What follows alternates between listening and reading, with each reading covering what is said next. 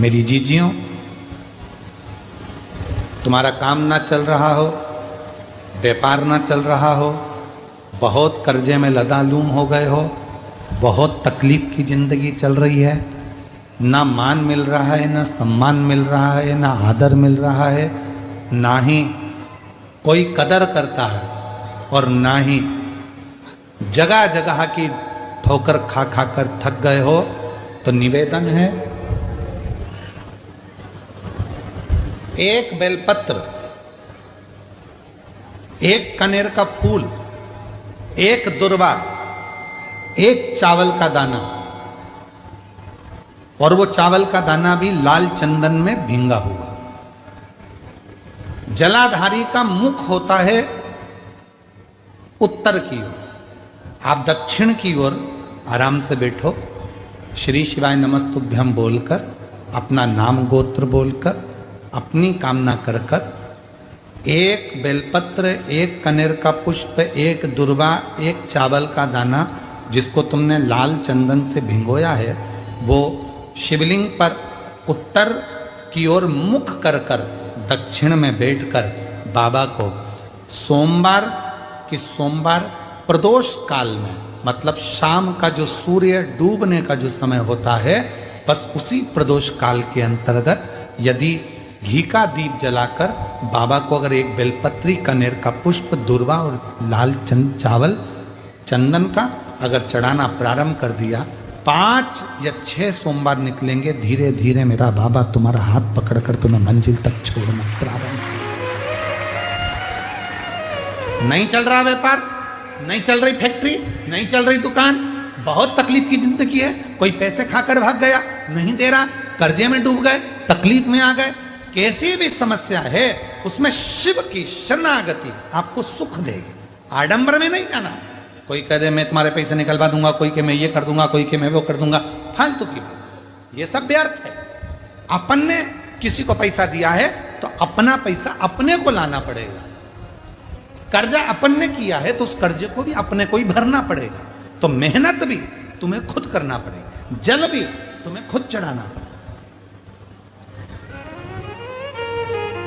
ये सीहोर में जो रुद्राक्ष उत्सव होता है, 1-2 महीने तक रुद्राक्ष वितरण बंद हो जाता है। 15 जनवरी से रुद्राक्ष वितरण बंद हो गया, 15 मार्च तक बंद रहेगा, रुद्राक्ष नहीं मिलता उस समय पर, क्योंकि रुद्राक्ष उत्सव होता है तो 7 दिन तक जो बाबा का प्राचीन पुराना जो शिवलिंग है, उस शिवलिंग के ऊपर रुद्राक्षों को समर्पित किया जाता है। जो जितने करोड़ों रुद्राक्ष साल भर बटते हैं, उनको 7 दिन के अंदर बाबा के मंत्रों का प्रयोग कर कर जो रुद्राक्ष सिद्ध किए जाते हैं, जिसको तुम तांबे के कलश में गलाकर उसका पानी पीते से ही बीमारी से ठीक हो जाते हो, लोगों के कार्य बनना चालू हो जाते हैं, बच्चे की मन बुद्धि विद्वत्ता की ओर बढ़ जाती है, उस रुद्राक्ष में अपने आप बल उस कार्य से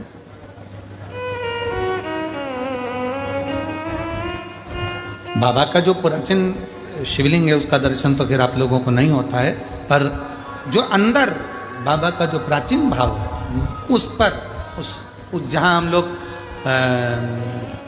दीपावली के दूसरे दिन जो खजाना बंटता है वहाँ वो वहीं चढ़कर वहीं का खजाना दिया, वहीं का खजाना चढ़कर फिर दिया पूरी। और सीहोर का रुद्राक्ष किसी बाजार में नहीं बेचा जाता। कुबरेश्वर धाम का रुद्राक्ष केवल कुबरेश्वर धाम पर मिलता है, उसका ना तो कोरियर होता है, ना उसको बेचा जाता है, ना कहीं बाहर उसको लेकर जाया जाता है।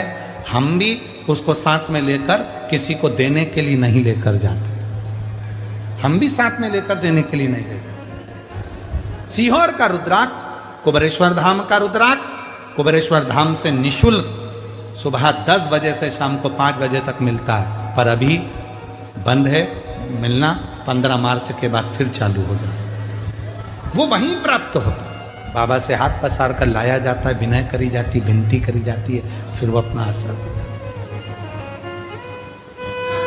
कोई तुमसे कह दे कि मेरे पास में शिव जी ने नाम रखा है मां पार्वती का चंद्र घंटा, कब? जब भोलेनाथ माता पार्वती को विवाह कर कर लेकर आए,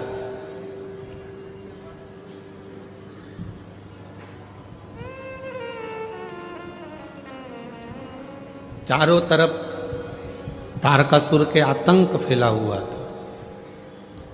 आप लोग तो गुजरात के रहने वाले हो, तो माता रानी के नामों का व्याख्यान तो आप जितना अच्छा कर सकते हो हम तो बहुत कम कर पाएंगे, क्योंकि गुजरात तो पूरा माँ जगतजननी जगदम्बा अम्बा भवानी का एक आनंदमय स्थल है गुजरात।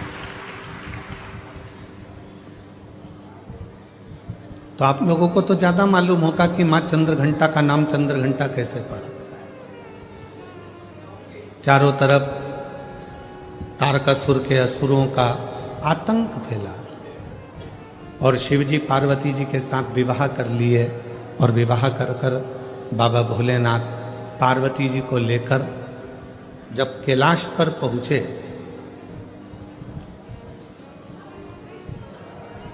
कोई उधर बैठकर भोजन कर रहा था शिवगण, कोई उधर बैठकर खा पी कर पड़ा हुआ था, कोई शिवगण अपने पूरे शरीर को नोच रहा था, कोई शिवगण उछल रहा था।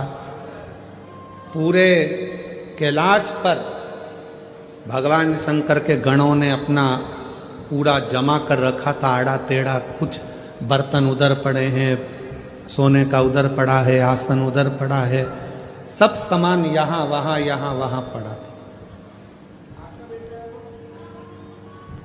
और भोजन भी कोई एक गण लेकर आता या बनाता तो सब आपस में झगड़ा कर कर उस भोजन को ग्रहण कर।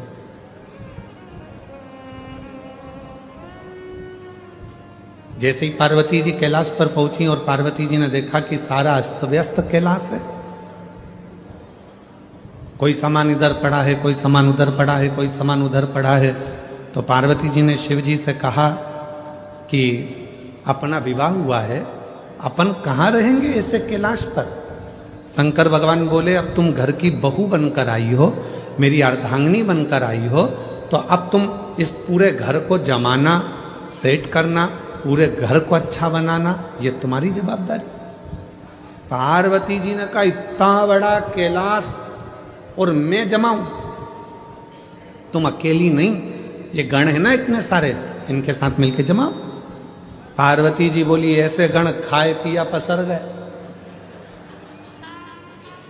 कोई अपने बाल खुजा रहा है, कोई हाथ पैर खुजा रहा है, कोई के 12 मुंह, कोई के 4 मुंह, कोई के 6 मुंह, इनको कैसे समझाऊंगी। पार्वती जी बोली, इनका भोजन कौन बनाता है?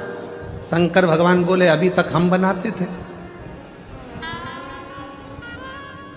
गणों का पेट भरने की जवाबदारी तो हमारी है, संसार का पेट भरने की जवाबदारी हमारी है। संसार पृथ्वी पर जितने भी जीव जन्म लेते हैं उनके पेट भरने की जवाबदारी हमारी है। पर अब आज से तुम हमारे साथ शादी कर कर आ गई हो, ये सारी जवाबदारी हमारी खत्म हो गई। आज से पेट भरने की जवाबदारी तुम्हारी है, तुम अन्नपूर्णा बन जाओ और सबका पेट भरो। हमारी जवाबदारी खत्म हो गई।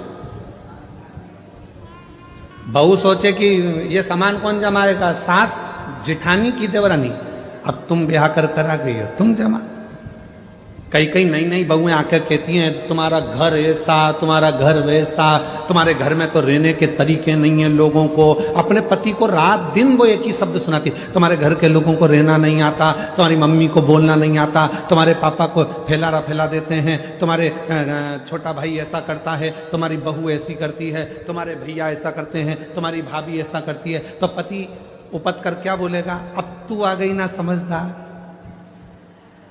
तू संभाल, बात खत्म। अब इतनी सी बात पर अगर झगड़ा करें, इतनी सी बात पे अगर अपन झगड़ा करेंगे, लड़ेंगे, तो कहां तक रीति। अब तू संभाल। पार्वती जी ने कहा, मैं संभालू? हाँ। माँ जगत जननी जगदम्बा अम्बा ने आज सारे गणों की मीटिंग करी। इतना फैलारा पूरे कैलाश पर फैला है, कौन उठाएगा? एक एक करके सारे गण खसक गए।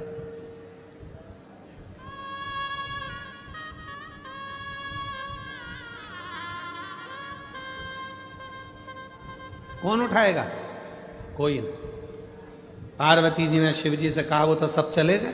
शंकर भगवान ने फिर डमरू बजाया, सबको बुलाया। पार्वती जी ने पूछा, भूख लगी है सबको? हाँ। भोजन करोगे सब? हाँ। अब सबने हाँ भर दी। पार्वती जी बोली मैं भोजन बना रही हूं, जितनी देर में खाना बनाऊं भोजन बनाऊं उतनी देर में पूरा कैलाश सेट हो जाना चाहिए, जम जाना चाहिए, और जो जमा कर आएगा सबसे पहले भोजन उसी को मिल जाएगा। जाओ। सब पहुंच गए, सबने सामान जमाना प्रारंभ कर दिया। कोई झाड़ू लगाए, कोई बुआरी लगाए, कोई तोरण बांधे, कोई मंडप बांधे, कोई कुछ करे, कोई कुछ करे, सब करे। एक गण आया, मां भोजन। पार्वती जी बोली चिंता मत करो, जैसे ही भोजन तैयार हो जाएगा मैं घंटा बजाऊंगी, तुम सब दौड़ के आ जाना, भोजन करा दो। सुबह से शाम हो गई। अब जो चंद्र शिव जी के मस्तक पर विराजमान था वो भी पार्वती शंकर जी से कह रहा भूख लगी है। शंकर भगवान बोले कर काम, जा।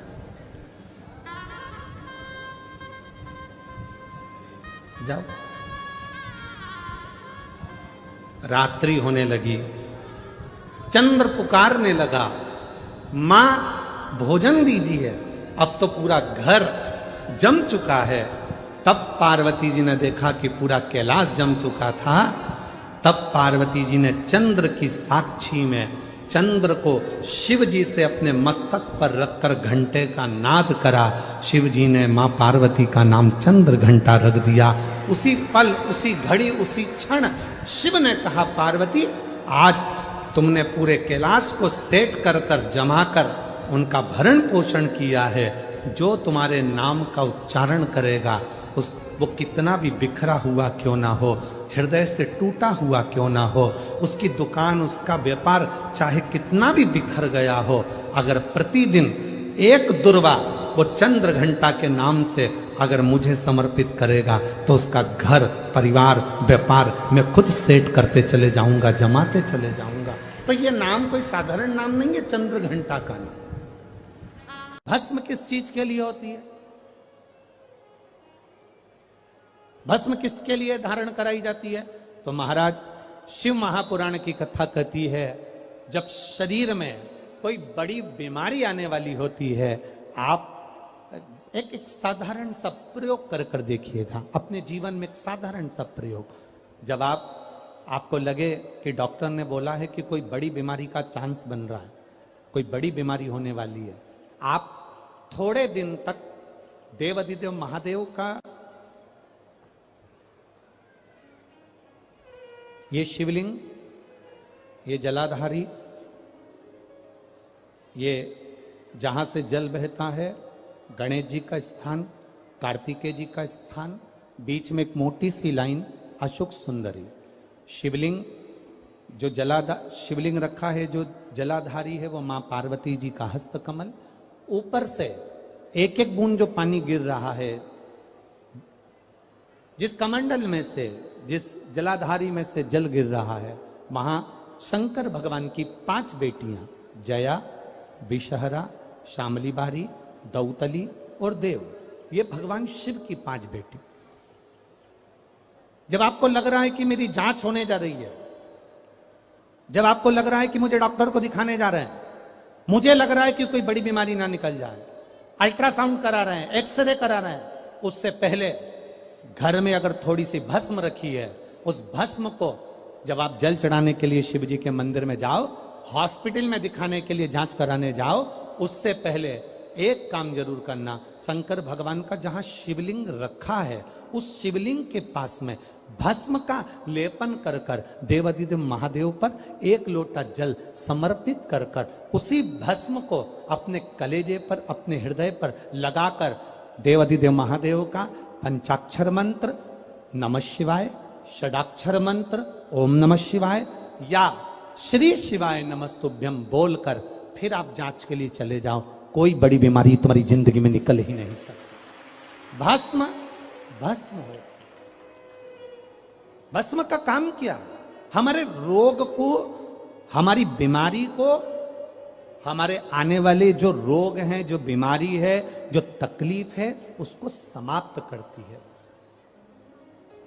भस्म का प्रयोग। जिसकी फैक्ट्री नहीं चल रही हो,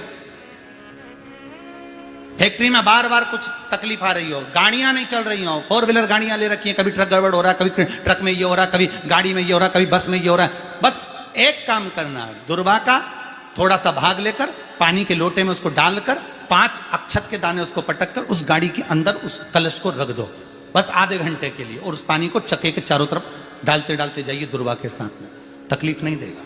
फैक्ट्री का भी यही प्रमाण है। दुर्वा में वो अमृत तत्व छुपा है जिसका सुख आनंद दे जाता है।